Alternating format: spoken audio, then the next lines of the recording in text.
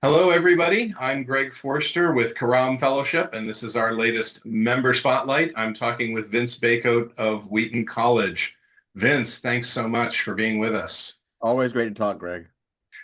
Vince is on the board of the fellowship and has been with us for a very long time. We're very grateful for his leadership. Vince, let me ask you, what is life-giving for you as an educator? I think one of the most life-giving things now that I'm in my 27th year at Wheaton College, past the quarter century mark, which is a bit surreal, but it is real. Um, Seeing over the years ways that what I've taught or experiences people have had in my classes, hearing either from them later or even sometimes after a semester, but even later, uh, how much they appreciated being in the classes, the experience of it. Um, it's also life giving when I find out that students that I've had have told other people about my classes or about the relationship that they have with me and they really appreciate what that means, and certainly what that means in terms of what we do here at Wheaton. And so that's very encouraging. It's always encouraging when you start seeing people demonstrate that they really are paying attention and grasping what you're doing in class. Which doesn't mean that they're not doing it, but sometimes you don't know when the lights are turning on or when something clicks for somebody. So finding out that it clicks for someone, or even finding out occasionally that one thing I said in the class was, like a paradigm shifter for people. Not in a, they left their denomination kind of thing, you know, but it helped them, particularly when it's helped people to have a sense of a more holistic faith, and to understand that our faith walks around with us. When Those you things are very, very encouraging. when you give them a new mental tool and it doesn't just give them an incremental improvement, but it opens a whole new space Yeah, for them yeah, to think. yeah, yeah, One of the most common things for me is when we go over the difference between primary doctrine and secondary doctrine and tertiary issues.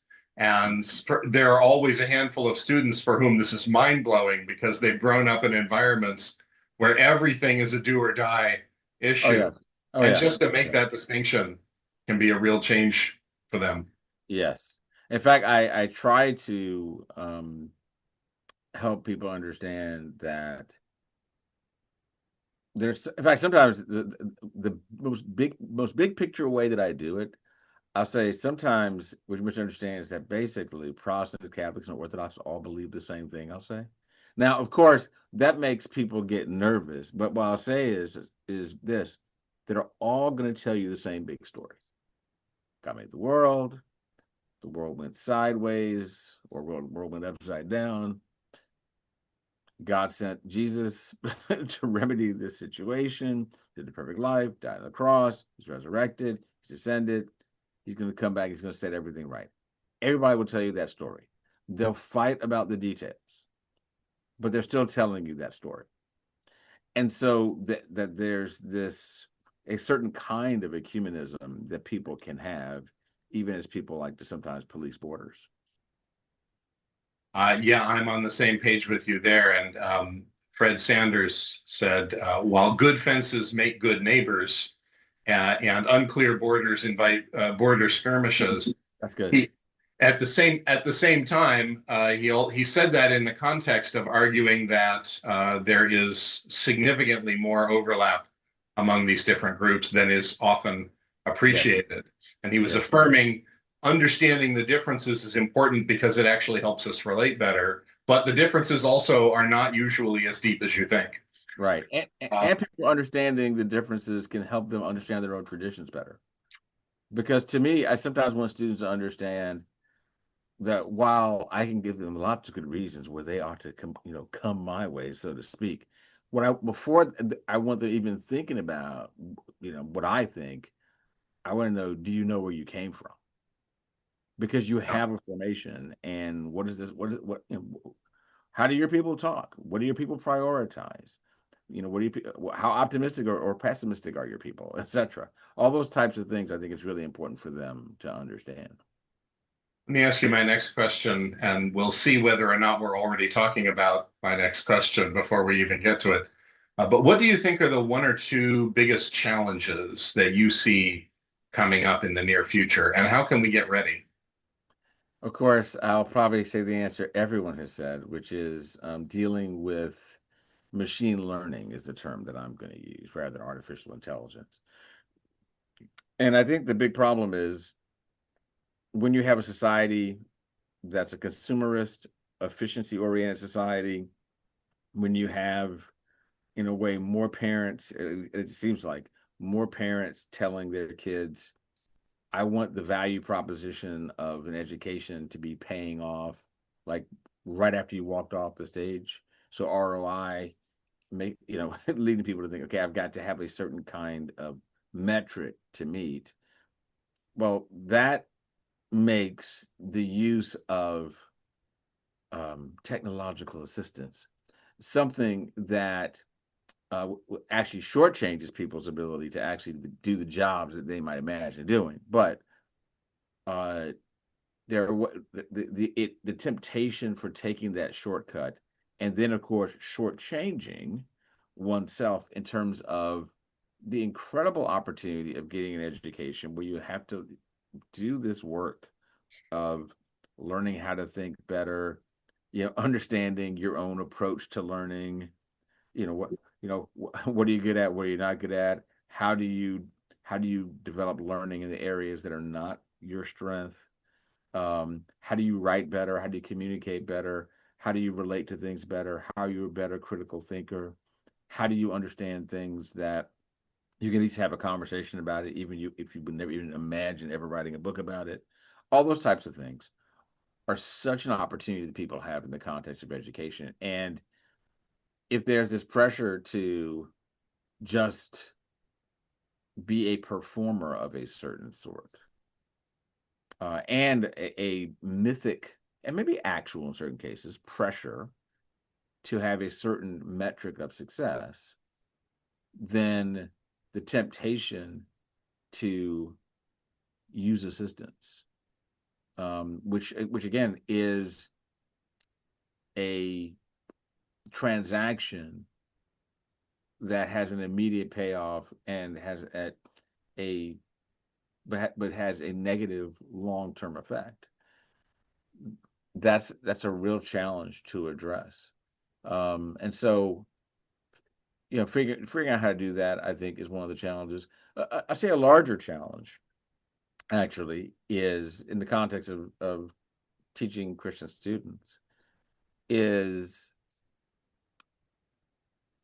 helping them to make sure that they really are becoming well catechized people. We're in a information saturation context with anybody with some social media of some sort can present themselves as a kind of authority. I mean, interestingly, some people often talk about, did you know? It's like people knew over a century ago is what we know. But you're new to them, right? But um there's so many voices, and you take the combination of the multiple voices, you take the fact that we are more aware of scandals that happen within the Christian faith, and you have all this potential for confusion about really understanding, what, at least a good, coherent understanding of what the faith teaches. And so to me, that's really important. And it's really important, uh, obviously, because I care about public engagement, faith and public life, all that type of stuff. But just for us to be the people that God wants us to be, for us to know Him, for us to understand that He's God, we're not, that's not a problem, and that we have this kind of gifted reality by being human, and the opportunity to learn and grow from a God who actually is willing to reveal himself to us so that we can know him and and have a frame on why things go mad in this world, but also be hopeful people in this world. All those things are really important.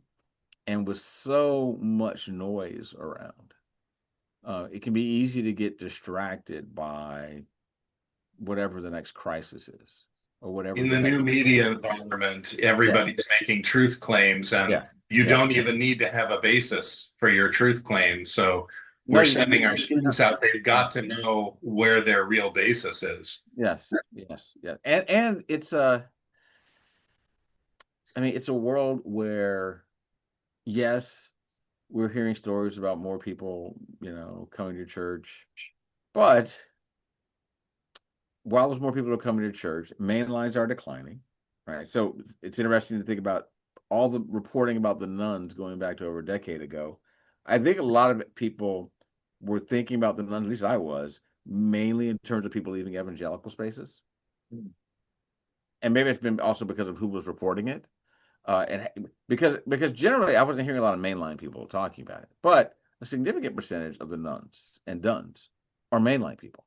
It's not that, I mean, yes, you have evangelical types, whatever, but that's arguably a smaller percentage of people than the people that grew up perhaps in mainline situations where, you know, church was go to nice cultural thing you do, be nice, but it wasn't uh it wasn't asking anything of people, and nor was it necessarily what was it making truth claims in some cases. I Ryan Birch has been reporting those numbers. That Yeah. aligns with the data he's finding. Yeah. I mean that's how I found out that until I read some of his reporting, I hadn't even thought about the mainline equation in that. Because again, to me, so much of the discourse about nuns seemed to be saying, what's the problem happening in evangelical churches? As if mainline churches didn't exist. It's like, no, they exist and they still exist. And yes, there's a downward trend with that numbers, but it's like people were thinking that there weren't actual people that had some kind of Christian identity in these mainline spaces. It's like, no, there have been a lot of people who had that identity and still do have that identity. Um, but in in all that environment, I mean, it's really important for people to be able to navigate a world where look, there's always something that will make you want to be a cynic. And the thing is that if you really understand the Christian faith, the way I like to put it is you can sing the blues, but you can't be a cynic. Right? I When like you that. when you sing the blues, you lament, you tell the truth. You might even roll around the ground, shake, slamming your fists on the floor. I mean, all kinds of stuff. Or you might be like Leonard Cohen, the story I heard about him trying to get lyrics. He's sitting on the floor of his apartment in his underwear, banging his head on the floor. I mean, you might be living, you might be in those moments, but those moments are just part of the reckoning with difficulty. But there's not all there is, and there's so much in the current environment that I think rewards the naming of what's wrong more than talking about what the possibilities are for living hopefully. And And speaking so, of that, let me ask you my last question. yeah, What's one thing you'd like to see happen next in theological education? um, innovation, which enables um, how to put it, innovation and, if you will, patronage, support, I suppose, that really enables um, sustained residential education, undergrad and graduate, because there are things about that interpersonal experience that are very important and that I think create a certain kind of social and learning environment where people are working these things out together, in while they're having coffee, while they're playing sports, while they're going to shows, while they're watching TV together, etc. While they're working on their classes. And it's not that people can't do those things virtually. There are a lot of good things about having this technology, like us being able to do this interview this way, but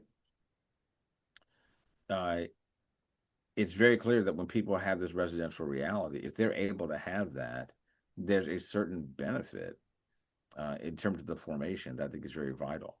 And Yeah, so, I've always said that high quality distance learning is dependent on high quality in-person learning, yes, which yes, creates the learning environment that can then be deployed at a yes, distance. yes, yeah, that's a great way to put it. I remember someone telling me from another institution that students enjoyed the convenience of online education, but they desire the high touch of in-person education. And so, God made us as relational beings. And to the extent that we're able to create ways to sustain that, and I teach mainly undergrads, but I'm thinking about seminary education as well. Being in the same place with people, it's hard for me to imagine my education without that. Yeah, we're Because not just relational beings, we're yeah, embodied beings. exactly, exactly. And so I think access and what technology has done to make that possible, I'm almost willing to say priceless. But but you know in terms of optimal, being relational and embodied together is so important. And so there's a part of me, of course, that has this fantasy about you know